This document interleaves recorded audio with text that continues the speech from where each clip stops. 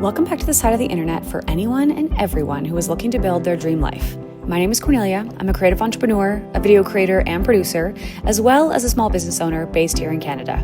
I create videos on how to curate your dream life, scale your passions, go after what you love, all while avoiding burnout and living a life of balance. So thanks for being here. I hope you enjoy this week's video. Let's not waste any time and dive right in.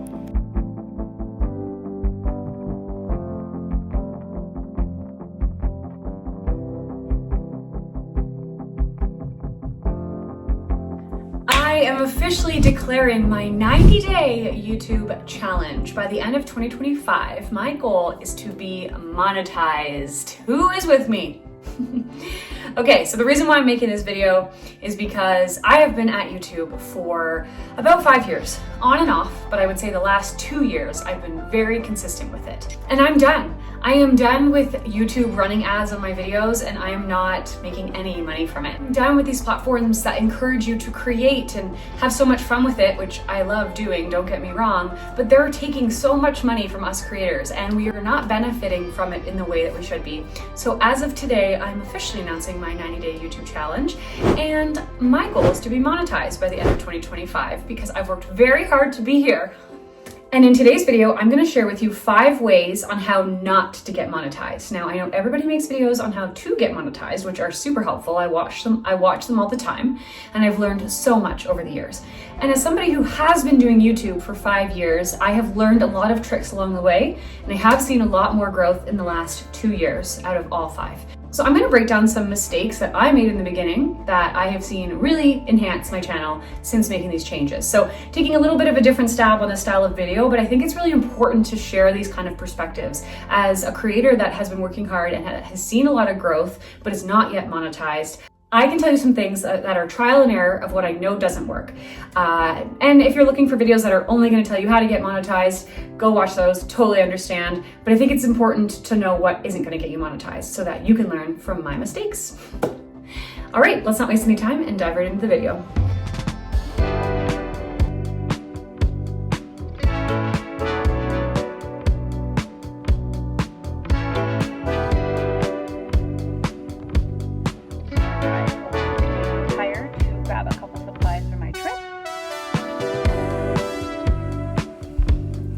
So I'm going to give you a little bit of a backstory here. If you don't want to hear my backstory on YouTube, feel free to skip ahead to the next chapter. I've linked chapters down below, but I will give you an overview of my experience with YouTube and how I got to where I am today. I'm currently sitting at about 5,000 subscribers, and I'm about halfway to monetization. So I started YouTube. I've been making videos my whole life. I'm an actor. I went to theater school. I've always loved being in front of the camera. I've always loved performing. When I was 20, I think I made my first video of me going to Europe, and I was gonna vlog about it. But at the time, YouTube wasn't as big. This was like 2012, and I didn't have the technology to help me. I think I had a BlackBerry at the time, and so the video quality just wasn't the same. Then fast forward to after I graduated university, I started working in the film and television industry. Obviously learned a lot about production, did a lot of acting. So I had that experience, but I still wasn't posting videos online, mostly because I was working in television. And when you work in television, you have no time to do anything else. So then fast forward to 2020, COVID-19 hits, I lose my job, and I refuse to just sit in my Toronto condo for 6 months doing absolutely nothing. So I decided I'm going to get back into YouTube. At that time, obviously, we all had lots of time on our hands. If you were somebody that lost your job, obviously there's a lot of people that didn't, and kudos to them for working through all of that. But I did not have a job at the time. So I had lots of time to start exploring ways that I could start a YouTube channel and really going after my creative visions and creative dreams. Because at the end of the day, all I really wanted in life was to be a freelance creative. I wanted to be in front of the camera. I wanted to have my own brand. I wanted to dive back into those artistic sides of myself, the actor side of myself that I had let go of for a few years when I worked behind the camera. So I launched my YouTube channel properly in 2020.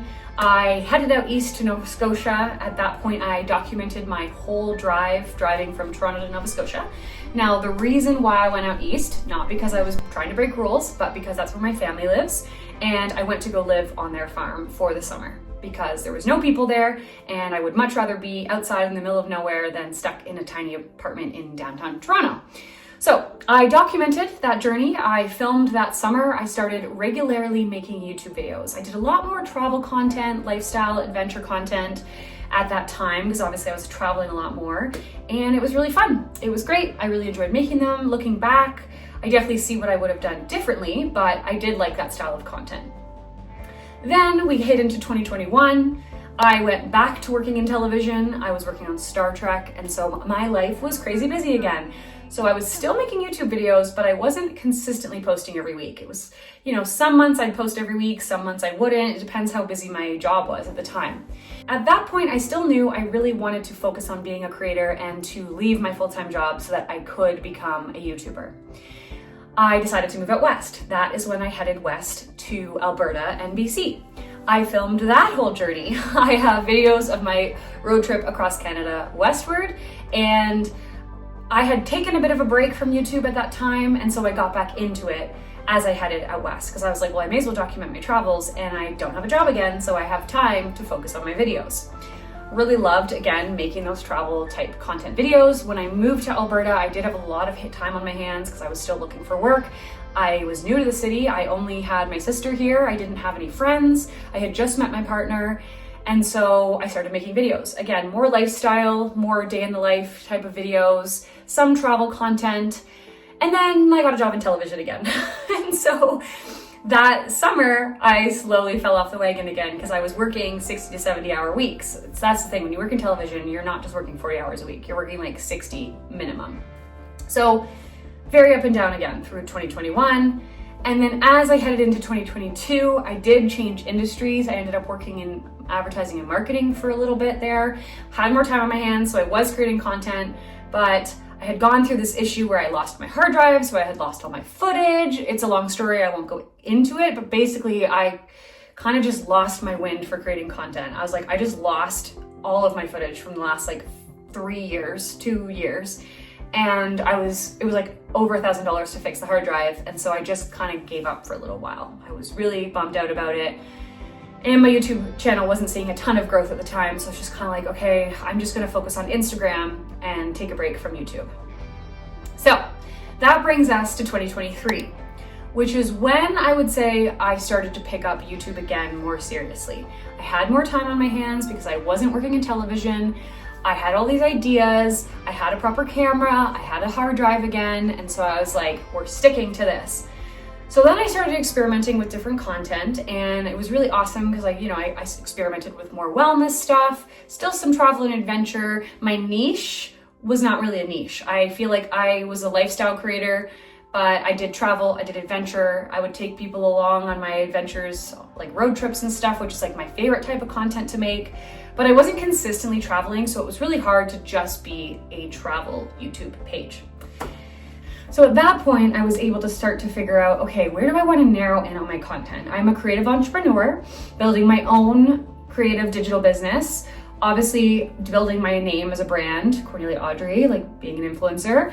I also had started a candle business in 2022 so that I could start talking about candles, which I would say candle topics have really skyrocketed my channel. Like I hit my 1,000 subscriber mark because I had a viral video about why I started a candle business, and that got me so close to being monetized. But after that video, I started doing some other candle videos, but I didn't want to do that full time. I'm not interested in being a full-time candle creator. And so I started doing like health and wellness stuff, and I feel like that kind of lost traction.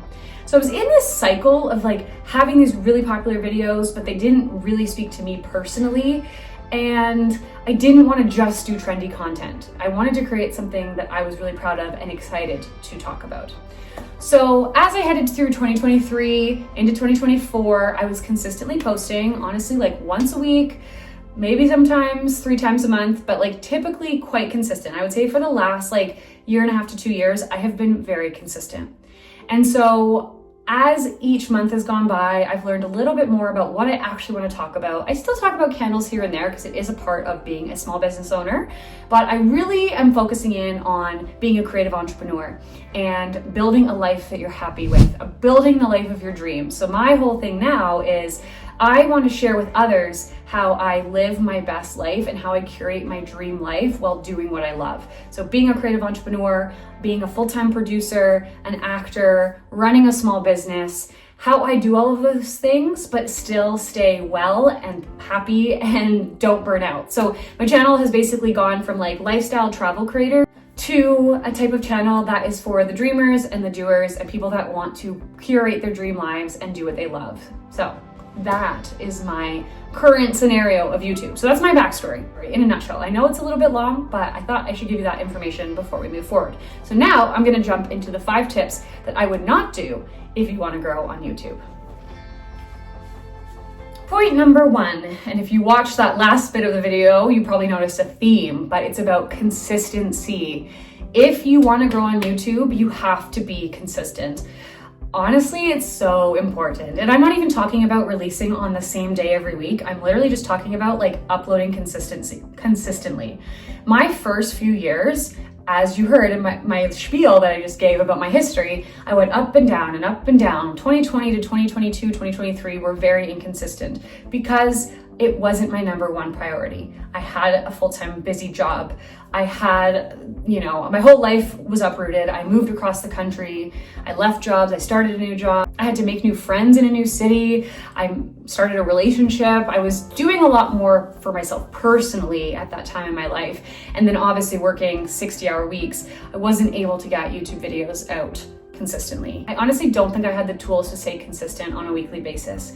But in 2022 into 2023, when I started to be more consistent on YouTube, I really did start to notice a difference because I had more time to play with different trends, different topics, learn my style of editing. I stayed consistent, and so I just slowly have been getting better over time.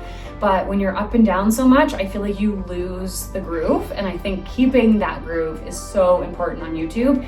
And obviously the platform is going to favor people who post consistently as well, and your community will get to know you a bit better. So I do think you have to be consistent, and that's something they'll tell you in all of the videos on YouTube that are like, how to grow on YouTube. Consistency is the main thing. So when I'm saying how not to grow is if you don't want to grow, don't be consistent. So point number 2 on how not to grow on YouTube is don't just post about what you love. Now hear me out. I'm not saying only post trends or post stuff you don't care about. You obviously have to care about the topic. You want to post what you love, but don't just post everything that you love. I think that was a mistake I really made for the first 3 years, was just making videos that I wanted to watch and that like I was excited about. You really have to have a mix of things. It's so important, and the biggest creators will tell you this. Post about what you love, create content for people like you. Like, who is your dream audience? Who are you making content for? But I think it's also important to post trendy style videos. It's important to know what does well on YouTube, what's really popular, because that is going to help you grow faster. It's all about keywords, strong SEO, what are people searching? For me, I really obviously I love wellness content, I love lifestyle creators, but the market is so saturated. So if I only ever posted week in my life videos or this is how I stay healthy all week long, I'm gonna have a lot harder of a chance growing. So now I still incorporate wellness, as a creative entrepreneur, how I stay well amongst all the things that I do, but it's so important to find out what does well. So for example, resets, routines, decluttering videos.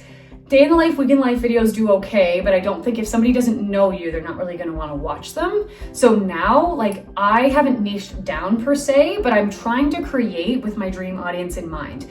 And my dream audience would be fellow creative entrepreneurs, girlies looking to live their best life. And those are the type of people that I'm trying to attract with this channel. So I think it's about knowing what you love, maybe setting it up 2 videos a month are videos that you get excited to make. And then the other 2 are based on specific keywords or search topics that do really well. Definitely look it up on Google, find out what does well on YouTube. I have 2 different browser extensions. The first one is TubeBuddy. Now, I highly recommend TubeBuddy to anybody who's looking to grow their YouTube channel. It's incredible for SEO. And then the second one, I don't remember the name off the top of my head, but Modern Millie, who's another a really successful content creator, she suggested it. I'm gonna put it on the screen right now. That is also really great for just learning what is being searched on YouTube. So try to find videos that are popular, but not too popular that you're gonna get, swallowed by the bigger creators. Find something kind of in that lower to mid numbers range that will help you stand out, and mix that into your content, because that'll definitely help you do well. When I first made my viral video about why I started a candle business, that video did really well because people want to build small businesses and they want to learn how they can make extra money. And so the candle industry took off, and a lot of my candle videos do really well. But prime example, I don't want to just be a candle creator, so I'm not only going to make those type of videos. But my solution there is I'm making candle videos here and there. They're trendy, they do well, but I'm also mixing in my wellness and productivity tips as a small business owner, because that's the type of stuff I actually really enjoy talking about. And so it's like how I live well as a small business owner. So it's a mix of both styles of content, and then people get to know you for that. So pick something you love, but mix it in with some of the trendy stuff. And I think it's a really great balance. Next point is about quality. Do not settle for subpar quality. It is so important to create content that you're proud of. And I'm not saying overthink it and don't post anything if it's not perfect. Trust me, things are not going to be perfect. I look back to my old videos and some of them are cringe. Some of them, the audio sucks. I filmed in an iPhone a lot of the time, and that's okay. I'm just saying, as you want to grow, you want to make sure you have the right type of sound and the right type of visuals. Lighting is really important. For example, today, I don't have space in my little office to have big lights. And so I film with a window facing me because I know that that type of lighting is better for YouTube. Well, it's better for video in general. Like, natural light is amazing. The sun is starting to go down, so you can tell I'm getting a bit darker. But making sure you have light, you don't have to spend tons of money on it. You can film at a window, making sure you have a cute backdrop if you want. Again, lots of people just have white walls and whatever. I don't think that actually matters, but just make sure your quality, sound is the most important. When I did a web series and we had bad sound, I was like, no one's gonna watch this because sound is so annoying if it's done incorrectly. So just stay aware of the quality of videos that you're putting out. And I think long-term growth and long-term success is having the right equipment that's going to set you up for success. So just pay attention to quality. That's something I would definitely recommend. My fourth point is about not keeping your YouTube channel quiet. I can totally understand if you're a little nervous to share your YouTube channel with the world, with your family, with your friends. And it's not necessarily going to be your friends that are going to make up your whole audience. I would hope not. I love that my friends watch my videos, but I don't expect anyone to watch my videos. And sometimes I like it when it's just strangers because they don't, there's no judgment there.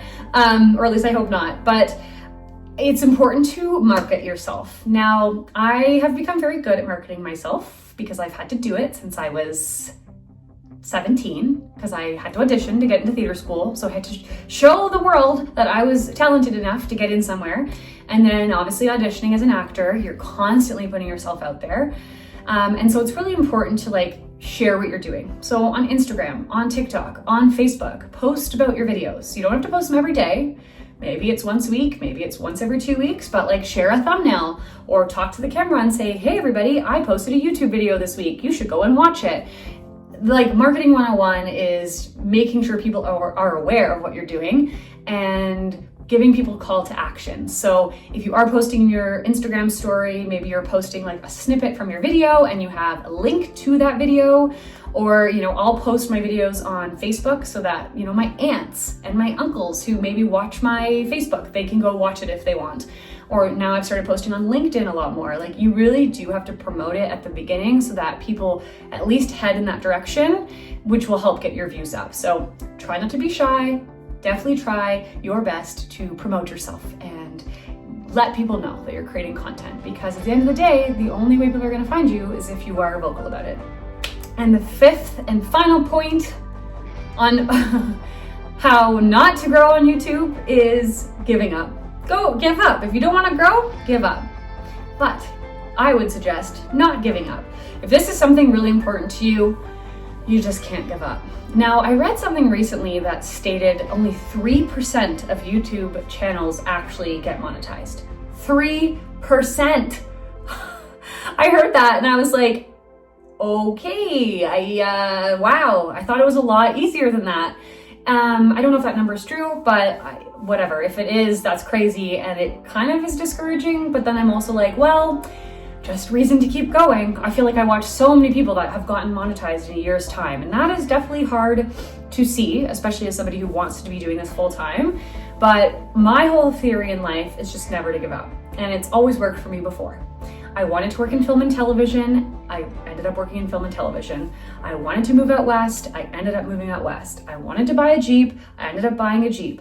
And it's because I just didn't give up on my goals and on my dreams. I worked hard, and working hard will eventually get you to where you want to be. Now, obviously, not every single goal in my life has come true. I wanted to become a movie star and win an Oscar. Well, I didn't do that. I'm sure the percentages of that are happening are even less than 3%. It's probably like 1%.